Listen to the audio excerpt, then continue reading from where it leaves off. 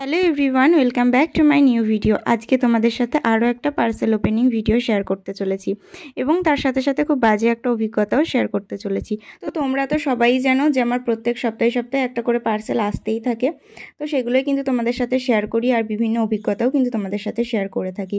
তো আজকের এই পার্সেলটার যে অভিজ্ঞতাটা আমার হয়েছে সেটা ভীষণই একটা বাজে।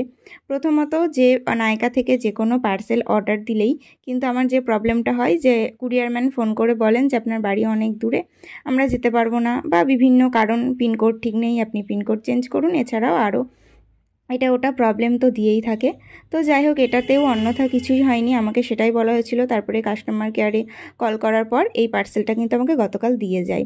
এবং দেখো, এখানে কিন্তু একটা ব্রাশ হোল্ডার আর এই যে ছোট ছোট বিউটি স্পাঞ্জ যেগুলো রয়েছে সেগুলো কিন্তু আমি অর্ডার দিয়েছিলাম, আর এগুলোই এসেছিল দুটোই। তো এই যে বিউটি ব্লেন্ডারটা কিন্তু ভীষণ ভালো সফট এসেছিল এবং কাজ করার জন্য কিন্তু এটা খুব ভালো হয়েছিল।